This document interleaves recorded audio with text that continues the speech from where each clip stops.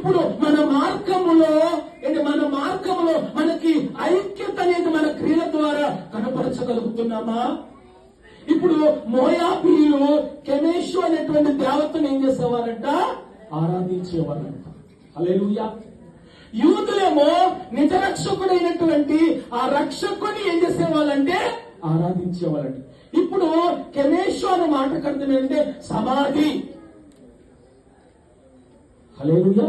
అంటే శపితమైనటువంటి స్థితిలో నుంచి పడిపోయినటువంటి స్థితిలో నుంచి ఎఫెసీ 2:1 అంటాడు, మీరు మీ అపరాధముల చేతను పాపముల చేతను చచ్చిన వారై ఉండగా ఆయన మిమ్మల్ని క్రీస్తుతో కూడా ఏం చేశాడంటే బ్రతికించెను. హల్లెలూయా. ఇప్పుడు మనం పడిపోయినటువంటి చెడిపోయినటువంటి మన యొక్క స్థితి కొలాప్స్ అయిపోయినటువంటి సమాధిగా ఉండబడినటువంటి ఆ మోయాబు అనేటువంటి స్థితి నుంచి హల్లెలూయా యేసే నా రక్షకుడు, యేసే నా దేవుడు అన్న స్థాయికి దేవుడు మనల్ని జయ జీవితం ఇవ్వటానికి తన ప్రేమను మన మీద ధ్వజముగా ఏం చేశాడంటే ఎత్తి ఉన్నాడు. ఈరోజు క్రీస్తు చూపించిన ప్రేమ ఏంటి?